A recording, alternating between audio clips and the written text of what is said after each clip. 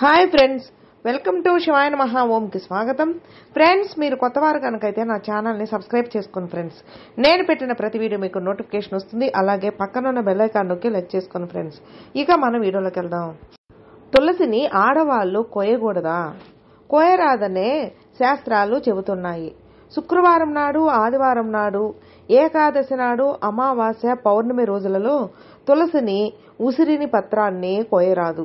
అలాగే తులసి మొక్కను నాటడం, తొలగించడం మగవారే చేయాలని, మగవారు కోసిన తులసితోనే పూజించాలని శాస్త్రం చెబుతోంది.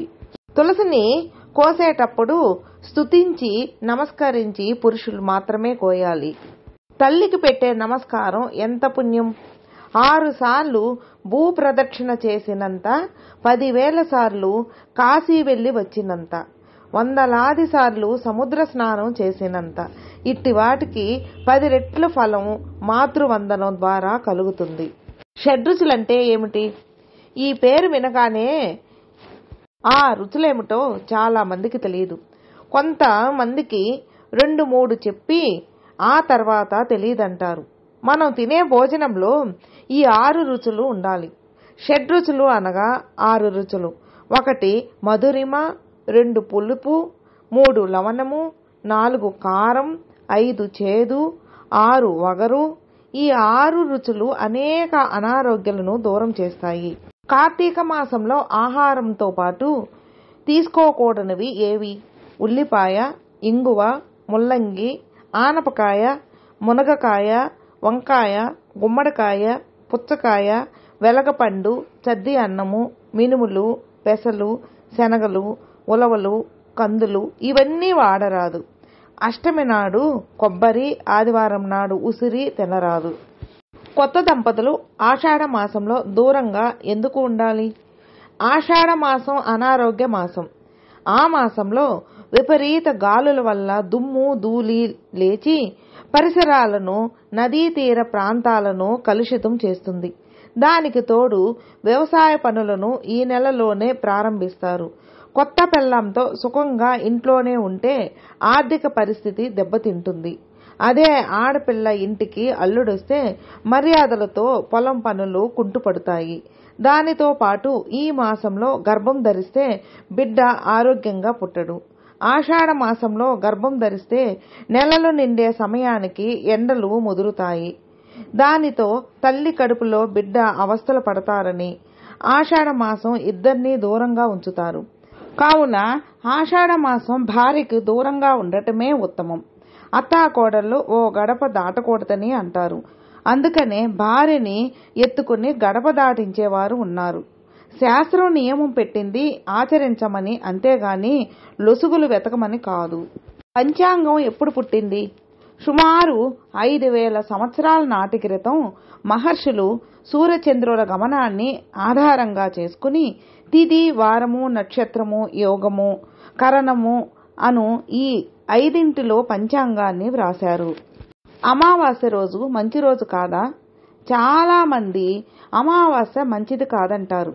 మహాభారత యుద్ధాన్ని పాండవులు అమావాస్య నాడే ప్రారంభించారు. విజయాన్ని సాధించారు. అధర్మాన్ని ఓడించి ధర్మాన్ని గెలిపించిన ముహూర్తము ఇది. కొన్ని సందర్భాల్లో, కొన్ని రాష్ట్రాల్లో అమావాస్య మంచి రోజు. ఆ రోజు కోసం వేచి ఉండి పనులు ప్రారంభిస్తారు, శుభకార్యాలు జరుపుకుంటారు. స్త్రీ ధనాన్ని ఆశించరాదు. ఎందుకని? పరుల ధనాన్ని ఆశించటం మహాపాపం. స్త్రీ ధనాన్ని అపహరిస్తే ఆ పాపం మామూలు పాపం కన్నా 10 రెట్లు అవును. స్త్రీలు మగవారి కంటే భోగులు కాదు. వారి ధనాన్ని సంతానం కోసం, కుటుంబం కోసం, దైవ కార్యాల కోసమే ఖర్చు చేస్తారు. అట్టి ధనాన్ని అపహరించటము, రుణం తీసుకుని తిరిగి ఇవ్వకపోవటం పాపాలన్నింటిలో కల్లా మహాపాపం. ఈ పాపం కన్నా స్త్రీ శీలాన్ని ఆశించటం ఘోరమైన పాపం. స్త్రీ తన శరీరాన్ని ధర్మబద్ధంగా తల్లి, తండ్రి దానమిచ్చిన వాడికి, అనగా తన 5వ తనానికి చిహ్నమైన భర్తకే అర్పిస్తుంది. అలాంటి స్త్రీని ఏ విధంగా లోబరుచుకొని అనుభవించినా అది మహాపాపమే అవుతుంది. గోత్రాలు ఎలా పుట్టాయి? పురాతన కాలంలో వారందరికీ గోవులే ధనం.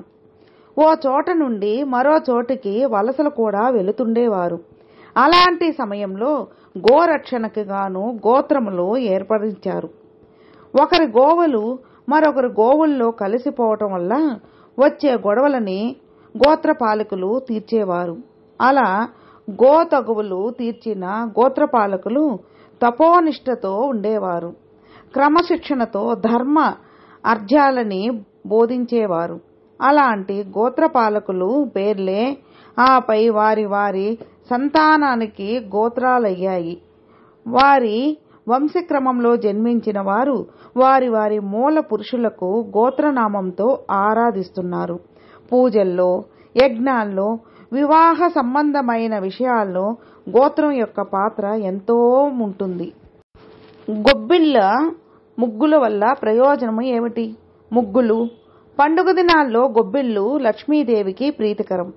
మంగళకరమైన స్త్రీలకు అదొక నిత్య వ్యాయామం. ముగ్గులోని సున్నపు పొడి వల్ల పరిసరాల్లోని సూక్ష్మక్రిములు నశింపచేసి పిల్లా పాపలను అనారోగ్యాలను దారి నుంచి తప్పిస్తుంది. పేడ నీళ్లు కల్లాపు చల్లి రకరకాల ముగ్గులు పెట్టి గొబ్బిళ్లను అలంకరించి రకరకాల రంగులు చల్లి ఆనందపడడం హృదయానికే కాదు కనులకు కూడా మంచిది. దానితో పాటు శరీరంలోని అనేక రోగాలను పోగొట్టే శక్తి గోమయానికి ముగ్గుపుడికి ఉంది. వడ్డీ వ్యాపారము ధర్మసమ్మతమేనా కాదని శాస్త్రాలు చెబుతున్నాయి. హింసల్లో గొప్ప హింసని ధర్మాలు ఘోషిస్తున్నాయి.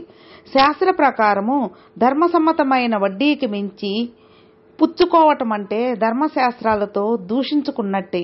అధిక వడ్డీలు వసూలు చేయువారు అసలు కన్నా రెట్టింపు వడ్డీని అందుకున్నవారు, కట్టినవాడు అనుభవించిన హింసకంతటికి వడ్డీ తీసుకున్నవాడు బాధ్యుడు. వడ్డీ వ్యాపారము ద్వారా ధనాన్ని సంపాదించకుండా ఆ ధనాన్ని వ్యాపారంలో పెట్టి 10 మందికి ఉద్యోగం ఇచ్చి తద్వారా ధనాన్ని సంపాదించాలి. ధర్మశాస్త్రాలను మహాపురుషులను దూషించేలా ప్రవర్తిస్తే ఇంద్రపరిచే వదిలేయాల్సి వచ్చింది. పరోపకారం అంటే అవసరమున్న వారికి సహాయపడటము, బావులను త్రవ్వించటము, దేవాలయాలు కట్టించటము, చలివేంద్రము ఏర్పాటు చేయటము, విద్యాదానము, వస్త్రదానము, అభయదానము, అన్నీ దానము. ఇవన్నీ పరోపకారాలే. తల్లి తండ్రి కన్నా ముందే భుజించరాదా? అవును. జన్మనిచ్చి మలమూత్రాలను శుభ్రపరిచి పెంచి పెద్ద చేసిన తల్లి తండ్రి పార్వతీ పరమేశ్వరుల వంటివారు. వారు భుజించిన తర్వాత చేసే భోజనం భగవంతునికి పెట్టిన నైవేద్యం వంటిది. ముందు భుజించిన తర్వాత రాక్షస ఆహారం అవుతుంది. కాబట్టి వాళ్ళు తిన్న తర్వాత తింటే ఎంతో మనకు మంచి జరుగుతుంది. ఓంకార పరమార్థము ఏమిటి? ఓం అను అక్షరము బీజాక్షరము త్రిమూర్తులను తెలిపే ఓంకారమే సర్వ వేదాలకు మూలం, సర్వ మంత్రాలకు ప్రథమం. త్రిగుణతత్వం కలది. సంబంధాన్ని ఎలా కుదుర్చుకోవాలి? 7 తరాలు తండ్రి వంశస్థులతోనూ 6 తరాలు తల్లి వంశస్థులతోనూ ఎలాంటి రక్త సంబంధం లేని స్త్రీ పురుషుల మధ్య వివాహం జరగాలి. అలాగే ఏకగోత్రికలు కాకూడదు. వివాహం అంటే ఎత్తుకుపోవటం. పురుషుడు స్త్రీతో సర్వధర్మాలను సుఖాలను సమంగా కలిసి చేస్తారని చెప్పి తల్లి తండ్రి అన్నదమ్ములు సోదరీమణులు బంధుమిత్రులకి చెప్పి వారి ఇష్టంతోనే పెళ్లి చేసుకోవడం చాలా మంచిది. కోపమే ప్రథమ శత్రువా? తప్పులు అన్నీ అవతల వారే చేయొచ్చు. సమస్యలు అన్నింటికీ కారణం వారే కావచ్చు. సర్వధర్మాలని కాదని ఇష్టం వచ్చినట్టు అయిన వారంతా ప్రవర్తించవచ్చు. అయినా కోపం తెచ్చుకునే నష్టపోయేది మీరే. ఒక స్టేజీ దాటిపోయిన తర్వాత అరిచిన ప్రయోజనం శూన్యం. అన్ని విషయాలని అన్ని కార్యాలను తొలి నుంచే క్రమపద్ధతిలో ఉంచుకోవాలి. అప్పుడే కోపం అదుపులో ఉంటుంది. ఫ్రెండ్స్, విన్నారుగా. ఫ్రెండ్స్, మీకు ఈ వీడియో నచ్చితే లైక్ చేయండి, మీ ఫ్రెండ్స్కి షేర్ చేయండి. సబ్స్క్రైబ్ చేసుకున్నట్లయితే ప్లీజ్ సబ్స్క్రైబ్ చేసుకోండి. నేను పెట్టిన ప్రతి వీడియో మీకు నోటిఫికేషన్ వస్తుంది. అలాగే మీ అభిప్రాయాన్ని కామెంట్లో మెసేజ్ చేయండి. ఓం నమః శివాయ నమః.